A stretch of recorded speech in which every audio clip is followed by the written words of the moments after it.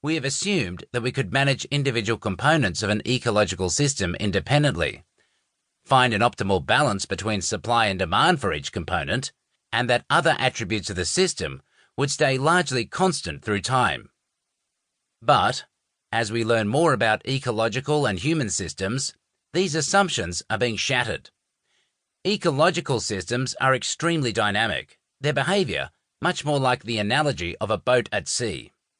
They are constantly confronted with surprise events such as storms, pest outbreaks, or droughts. What is optimal for one year is unlikely to be optimal the next, and the structure and function of the systems continually change through time, and will change even more rapidly in the future as global warming becomes an ever stronger driver of change. Quite simply, the basic framework underpinning our approach to environmental management has been based on false assumptions. In a world characterized by dynamic change in ecological and social systems, it is at least as important to manage systems to enhance their resilience as it is to manage the supply of specific products. In other words, we must apply resilience thinking. Strictly speaking, resilience thinking is not new. Many traditional societies and small-scale rural farmers still give high priority to the need to manage their environment to reduce risks and buffer themselves from droughts or other surprises.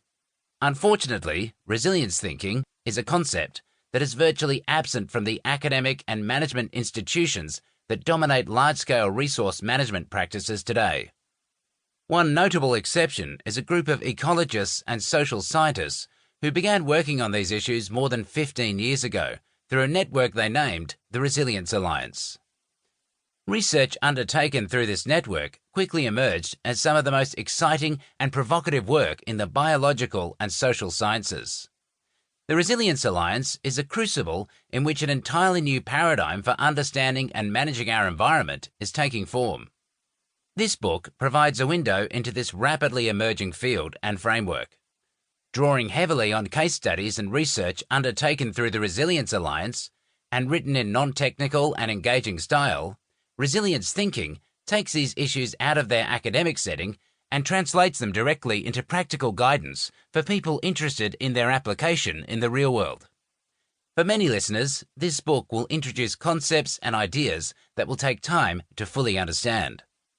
But that is to be expected from a book that is presenting an entirely new way of thinking about the management of our environment. Resilience thinking is, above all, a book focused on solutions. Last year saw the publication of the largest ever assessment of the health of the planet's ecosystems, the Millennium Ecosystem Assessment. That assessment presented an extremely worrisome picture of the growing human costs associated with environmental degradation. But it also showed that it is within the power of human societies to reverse this degradation. Resilience thinking provides case studies demonstrating real-world solutions to some of the most vexing environmental problems, and it provides a roadmap for how we can solve other problems of environmental management. It is clear that the environmental problems we face will not be solved using the failed approaches of the past, but they can be solved if we embrace resilience thinking.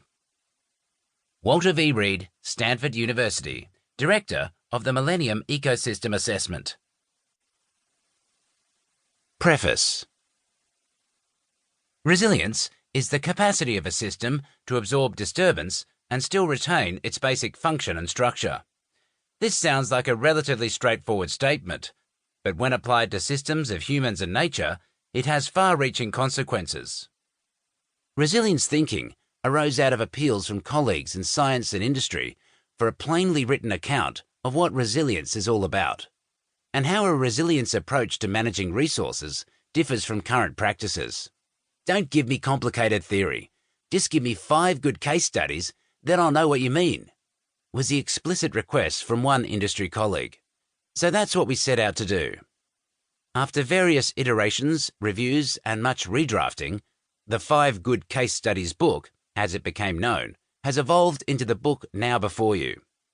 As a science writer, David has worked to remove jargon and boring qualification, while injecting plain-speaking vitality into the prose.